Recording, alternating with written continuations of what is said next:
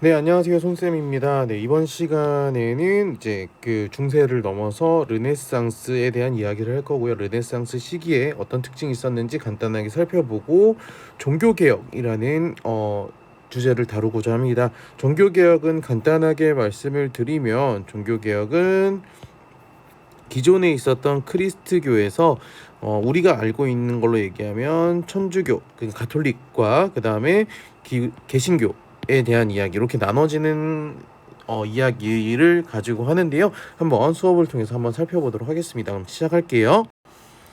네, 이탈리아의 르네상스 먼저 보겠습니다. 르네상스는 크게 두 가지, 여러분 교재 보시면 이탈리아 르네상스랑 알프스 이북의 르네상스 이렇게 나와 있는데요. 이탈리아 르네상스에 대한 이야기를 먼저 보도록 하지요. 네, 일단 르네상스라는 이름 자체가 르라고 하는 게 이제 부활, 다시 한다라는 것을 의미합니다. 그래서 14세기, 16세기에 걸친 고대 그리스와 쌤 쓰면서 할게요. 그리스와 로마의 고전 문화 부흥 운동이라고 보면 되겠습니다. 그런데 왜 이게 이탈리아에서 발생을 하였는가라고 봤을 때 첫 번째는 뭐 로마 제국의 중심지다 보니까 이 문화가 그대로 남아 있다.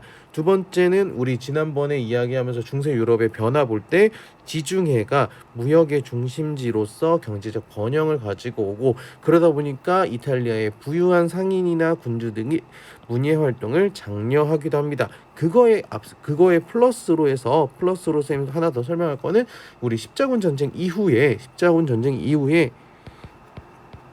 비잔티움에 있던 학자들이 이런 문예 활동 장려를 통해서 많이 유입이 됩니다. 유입이 됐기 때문에 이렇게 들어온다라고 보시면 될 것 같습니다. 그래서 보시면은 사료 보시면 이 로렌조 데 메디치라는 게 이제 메디치 가문, 이 부유한 상인이나 군주 가문, 이탈리아에 있는 가문인데요. 얘네들이 이제 건축 음악 시에도 조예가 깊어서 뭐 도시에 대학도 세우고 학자들을 초청했다. 그래서 학자들이 많이 유입이 됐다라고 보시면 될 것 같습니다. 넘어가죠. 그래서 이탈리아 르네상스 특징은 이 인문주의가 발달했고 예술이 발달했다라고 보시면 되겠습니다. 대표적으로 뭐 페트라트가라든지 보카치오, 요 마키아벨리 이런 사람들이 있습니다. 그런 거는 여기에 보시면서 사료를 간단하게 여러분들 읽어 보시면 되겠고요. 간단하게 넘어갈게요. 네, 그리고 미술과 건축 분야에서 되게 많이 나와 있죠. 선생님 사진으로도 많이 이야기를 했는데 대표적인 인물 여러분들도 잘 알 겁니다. 뭐 레오나르도 다빈치, 미켈란젤로, 라파엘로 이런 것들이 있습니다. 그리고 건축 같은 경우에는 이제 르네상스다 보니까 자연스럽게 르네상스 양식이 발전하고 대표적인 게 로마에 있는 성 베드로 성당이 되겠죠. 이 성 베드로 성당이 지금도 여기에 교황이 여기에 존재를 하게 됩니다. 그러면서 요곳에 굉장히 많은 사람들이 줄 서 있는 거 보이시죠? 다 성당을 성지 순례하기 위해서 오는 사람들이다라고 보시면 되겠고요. 뭐 그림들 여러분들 다 익숙한 그림이라고 생각을 합니다. 그래서 선생님 그 제목이나 작가들 달아놨으니까 하나하나 잘 살펴보시기 바랍니다. 그러면 이제 이탈리아 르네상스와 다르게 알프스 이북의 르네상스는 어떻게 되었는가라고 보시면은 대표적 조금 늦게 왔어요. 늦게 와서 현실 사회와 교회를 비판하는 성격을 갖고 있습니다. 그래서 대표적인 작가로 에라스미스 그다음에 토마스 모어 같은 인물들이 있습니다. 대표적으로 뭐 우신 예찬이라든지 유토피아 같은 것들 이런 것들을 제시했었다라고 여러분들 이해하시면 될 것 같고요. 그래서 이들의 뭐 글들을 하나하나 여러분들 살펴보시면 뭐 여기 교황은 가장 어려운 일들은 베드로와 바울에게 맡기고 호화로운 의식과 즐거운 일만 찾는다라고 하면서 성직자들을 비판하거나 그리고 왜 이 나라의 도둑들이 들끓는가라고 얘기하면서 뭐 귀족과 신사 성자인 수도원장까지도 백성들의 경작지를 빼앗았다라고 하면서 이런 모순들을 많이 비판하는 모습을 보입니다. 네, 그러면 이제 이 미술 같은 경우에도 뭐 유화 기법이라든지 뭐 서민 생활을 묘사하는 그런 모습들도 여러분들 제시가 되어 있으니까요. 잘 보시고 문학 작품에 있어서도 국민 문학이라는 것이 발달을 하는데 여러분들 잘 알고 있는 뭐 돈키호테 같은 그리고 또 셰익스피어 같은 이런 인물들이 글을 많이 요 시기에 썼다라고 이해하시면 되겠습니다. 넘어가죠.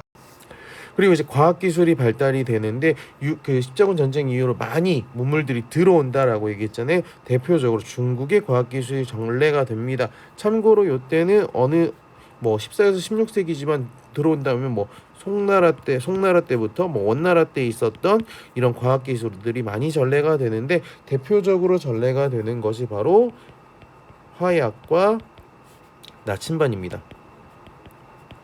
그래서 화약 같은 경우에는 이제 총을 쓰게 되니까 당연히 봉건 기사가 몰락이 되게 되겠죠. 그리고 나침반 같은 경우에는 원거리 항해 이용이 되면서 다음 시간에 볼 이제 대항해 시대에 굉장히 큰 기여를 하게 됩니다. 또한 이제 활판 인쇄술이 등장을 하게 되면서 이거는 이제 구텐베르크가 고안이 되고 이 활판 인쇄술로 가장 많이 이제 인쇄를 했던 게 당연히 성서겠죠. 그래서 이 종교 개혁의 확산에 크게 기여한다라고 보시면 될 것 같습니다.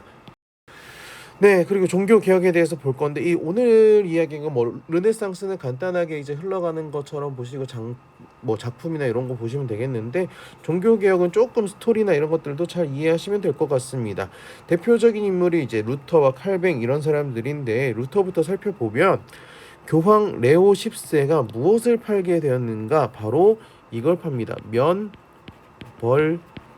면벌부라는 것을 판매한다는 거예요. 근데 왜 판매했을까? 왜 이거를 왜 판매했을까? 그거는 바로 성 베드로 성당을 증축하는데 돈이 필요해서 사람들에게 이 면벌부를 판매했다라는 거예요. 그게 문제가 되어서 루터가 95개조 반박문이라는 것을 이렇게 합니다. 그러면서 이거에 대한 이제 이야기가 굉장히 많아요. 루터는 독일 사람이고요. 독일은 이제 제후가 다스리는 곳이었잖아요. 이 제후들이 이 루터를 보호해주고 이러는 과정에서 아우쿠스부르크화이 독일에 있는 도시인데요.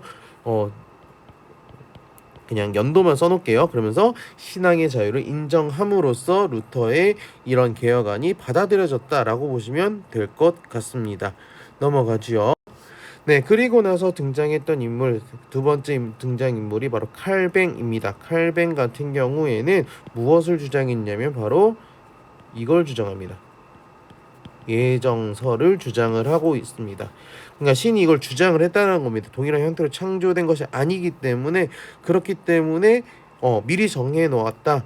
그렇기 때문에 기존에 있었던 일, 너희들이 하는 직업 이런 것들을 열심히 해라. 왜냐하면 이 상공업자들이 돈을 많이 버니까 굉장히 뭐라 해야 되지? 비난을 받기도 비판의 대상이 되기도 했었는데 예정되어 있었던 거니까 니네가 있는 그 역할을 성실하게 해라라는 식으로 상공업자들의 호응을 많이 얻게 되었다라고 보시면 되겠습니다. 그러면서 아울러서 영국에서도 종교 개혁이 일어나는데 영국 같은 경우에는 왕이 중심이 됩니다. 헨리 8세가 이제 수장법을 선포를 하는데요. 수장법을 선포를 요때 합니다. 근데 수장법을 선포하면서 영국 국교회 여러분들이 알고 있는 뭐 성공회가 확립이 되는 모습을 볼 수 있습니다. 그 영국 국교회는 이렇게 좀만 넘어갈게요. 좀만 넘어가서 다시 쓸게요. 선생님 미안합니다. 그 딸인 엘리자베스 1세 나중에 이제 절대왕정할 때 나오는데 이때 통일법을 만들어서 영국 국교회가 좀 더 확실해지는 그런 모습을 보인다라고 이해하시면 될 것 같습니다. 그럼 여러 가지 종교 개혁에 대해서 로마 가톨릭은 어떤 대응을 했는가?